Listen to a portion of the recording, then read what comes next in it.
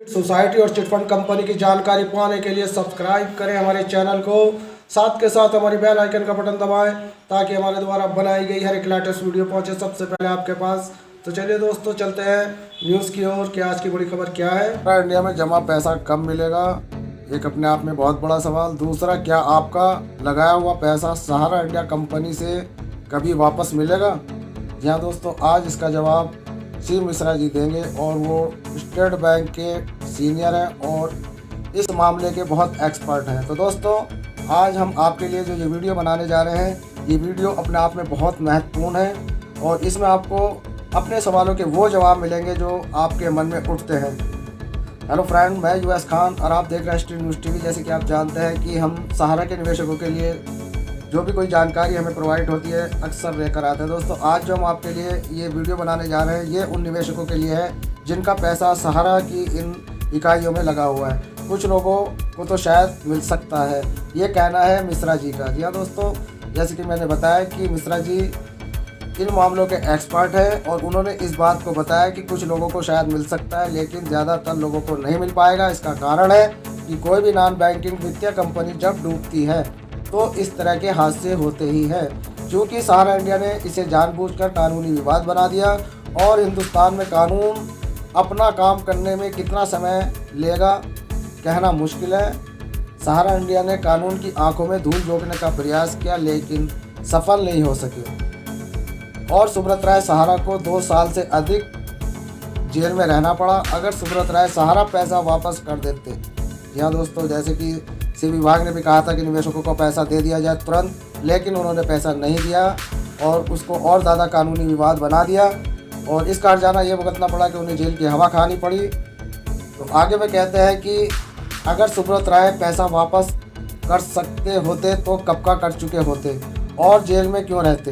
लेकिन सबसे बड़ी बात है कि अन्य लोगों की तरह भारत छोड़कर भाग नहीं सके क्योंकि उन्हें विश्वास था उनकी देशभक्ति छवि और घनिष्ठ राजनीतिक संबंधों के कारण भारत में उनका कुछ नहीं कोई बिगाड़ सकता। जी हाँ दोस्तों, बिल्कुल सही कहा इन्होंने और यही वजह है जो आज तक वो अपने रसूख के बूते पर अभी तक जेल से बाहर है। जब से उन्हें बेल मिली है, जब से अभी तक उनकी बेल बराबर बढ़ाई जा रही है। जिस सहारा इंडिया की बात की जाती है उसकी लगभग 120 छोटी कंपनियां और सहकारी समितियां और नॉन बैंकिंग फाइनेंस कंपनियां आदि हैं जिनका उपयोग रिजर्व बैंक तथा अन्य नियामकों को की निगाहों से बचना था। या दोस्तों, कंपनियां भले ही चल रही थी लेकिन कहीं ना कहीं ये कुछ गलत तरीके से चल रही थी, यही कहना है उनका। आगे कहता है कि एक बड़ी छलांग लगाने के लालच में उन्होंने 2 कंपनियां खोली जिन्हें वह स्टॉक एक्सचेंज में सूचीबद्ध कराना चाहते थे, जिसमें ग्रामीण और अर्ध शहरी क्षेत्र में रहने वाले गरीब मध्य वर्ग के 4-5 करोड़ लोगों से लगभग 36,000 करोड़ रुपया OFDC के रूप में जमा कराए थे। किंतु वह सेबी यानी कि security and exchange board of India की निगाहों में आ गए। यहीं से सहारा के पतन की कहानी शुरू हो गई। OFCD के अंतर्गत इन जमाकर्ताओं को इन कंपनियों के शेयर प्रदान करना था और अगर वह दोनों कंपनियां डूब जाती तो इन ग्राहकों के पास अपना पैसा वापस लेने का कोई कानून अधिकार नहीं होता है। यानी कि उन्होंने कहा है कि FCD के अंतर्गत इन जमाकर्ताओं को इन कंपनियों के शेयर प्रदान करता था और अगर दोनों कंपनियां डूब जाती तो इन ग्राहकों के पास अपना पैसा वापस लेने का कोई कानूनी अधिकार भी नहीं होता। तो दोस्तों, कंपनी तो डूबी नहीं, लेकिन यह है कि कुछ गलत तरीके से जो चल रहा था उस पर सेबी विभाग का शिकंजा कसा गया क्योंकि वो अपनी 2 कंपनियों को शेयर मार्केट में लाना चाहते थे और इसी मैटर पर उन दोनों कंपनियों पर सेबी की नज़र गई क्योंकि सहारा का यह कार्य कानूनी समझ नहीं था जो बड़ी चालाकी से पिछले दरवाजे से किया जा सकता था। इसलिए सेबी ने सहारा को यह पूरी धनराशि ग्राहकों को वापस करने का निर्देश दिया, किंतु सहारा यह करने में विफल रहा। OFCD दर्ज अंतर्गत जमा किए गए कुल 36,000 करोड़ रुपए में से सहारा ने सेबी के पास 1200 करोड़ रुपया जमा कराया और बाकी 2400 करोड़ रुपये के लिए लिखित रूप से दे दिया कि वे ग्राहकों को सीधा वापस कर दिए। किंतु सेबी द्वारा वेरिफिकेशन करने से यह बात प्रमाणित नहीं हो सकी, तब सेबी ने सहारा को बचे हुए 24 करोड़ रुपया भी सेबी के पास जमा कराने के लिए कहा। यहाँ दोस्तों उन्होंने कहा कि मेरे जो है 1200 करोड़ रुपया जो जमा किया कि भाई ये देनदारी है, बाकी 24 करोड़ को तो मैंने निपटा दिया। अब क्योंकि तुम जानते हो दोस्तों कि सेबी जो है वो वेरिफिकेशन करते में उसने कहा कि हमारे इनके प्रमाण दो जिनको आपने पैसे दिए। तो अब प्रमाण सहारा सुब्रत राय के पास थे नहीं, और जब उनके पास कोई सबूत नहीं निकले तो सेबी ने कहा कि 24,000 करोड़ रुपया अब फिर हमारे पास जमा कीजिए। इसके बजाय सहारा ने 127 ट्रकों में तथा कथित रूप से रुपया वापसी के कागज सेबी के कार्यालय भिजवा दिए। जी हाँ दोस्तों, जैसे कि मैंने आपको पहले भी बताया था कि 127 ट्रक जो कागजात के थे वो सेबी विभाग पर पहुंचा दिए, लेकिन सेबी विभाग ने उसको कहा कि कागज़ या अटैचमेंट सही नहीं है इनकी। मामला सर्वोच्च न्यायालय गया और सुब्रत राय को जेल जाना पड़ा। उनकी संपत्ति अटैच कर ली गई और नीलामी प्रक्रिया शुरू हो गई।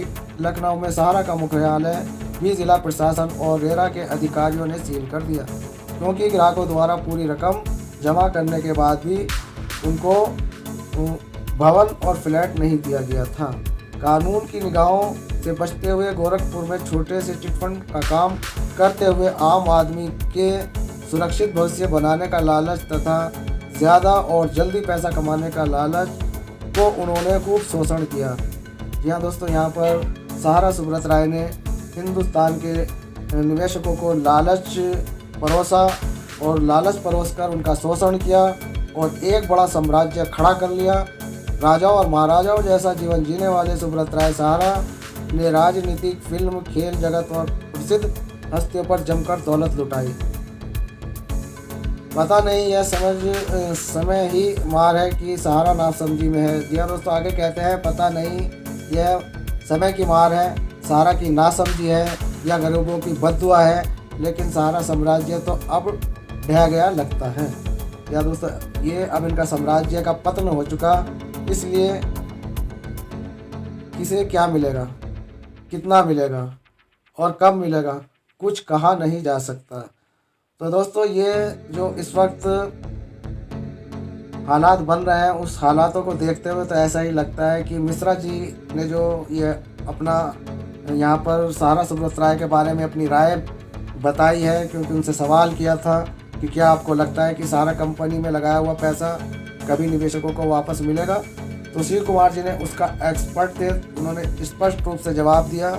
और स्पष्ट रूप से जवाब यही था कि जिस तरीके की इन्होंने अपनी सोसाइटियाँ या इकाइयाँ खोल रखी थी, वो कहीं से कहीं तक निवेशकों के लिए उसमें कोई कानून ऐसा नहीं था कि अगर ये डूब जाती या मतलब भाग जाती तो उनके लिए ये पैसा नहीं मिल सकता था।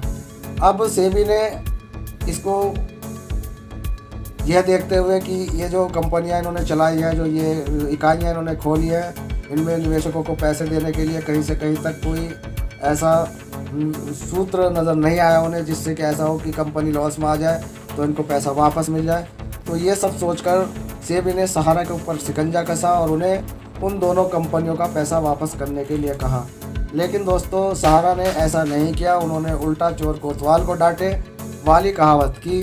उन्होंने सेबी को भी कटघरे में लाकर खड़ा किया और इसी तरीके से सेबी और सहारा का विवाद बढ़ता चला जा रहा है और अभी तक बढ़ने की ही कगार पर है।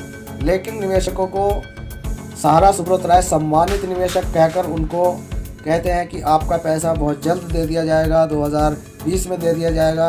अब कहते हैं मार्च में दे दिया जाएगा, मार्च निकल गई, अब कहते हैं अप्रैल, मई, जून में दे दिया जाएगा। तो दोस्तों, ये सब एक तरह का लोभ लुभावा दे रहे हैं, यानी कि आपको आश्वासन दे रहे हैं। और ये आश्वासन इसलिए दिया जा रहा है ताकि निवेशकों का एक बार से विश्वास फिर बना रहे। यानी कि अब निवेशकों का विश्वास, जैसे कि आप जानते हैं, कि उठ चुका है और उस विश्वास को बनाए रखने के लिए, अपनी साख को बचाए रखने के लिए सहारा सुब्रत राय अक्सर निवेशकों को स्टेटमेंट देते रहते हैं और सेबी के प्रतिबंध का हवाला देते रहते हैं और आगे की समस्याओं को कहते हैं कि बहुत जल्दी सुलझ जाएंगी, लेकिन ऐसा कुछ धरातल पर दिख नहीं रहा है। तो दोस्तों, ये थी आज की हमारी लेटेस्ट वीडियो जो आपके लिए हमने बनाई ताकि आपको पता चल सके कि सहारा और सेबी के इस खेले में निवेशकों के शोषण किया जा रहा है और निवेशकों को अपनी यानी कि एक ऐसी धीमा जहर दिया जा रहा है जो धीरे धीरे निवेशकों और एजेंटों पर चढ़ रहा है और बेमौत वो इस वक्त मरने को तैयार है, चाहे वो निवेशक हो या एजेंट हो। तो दोस्तों ये थी आज की अपडेट जो आपके लिए लेकर आए। पसंद आए तो चैनल को सब्सक्राइब करें और ऑलरेडी पहले से ही आपने चैनल को सब्सक्राइब कर रखा है तो दोस्तों में हमारी इस वीडियो को शेयर करें ताकि उन दोस्तों तक भी ये वीडियो पहुंच सके और उन्हें पता चल सके कि जो शिव मिश्रा जी ने अपना यहाँ पर तर्क दिया, उन्होंने जो अपनी बात बताई निवेशकों के लिए वो क्या बताई ये उन तक पहुँच सके। तो दोस्तों आपसे अनुरोध है कि चैनल की इस वीडियो को दोस्तों में शेयर ज़रूर करें।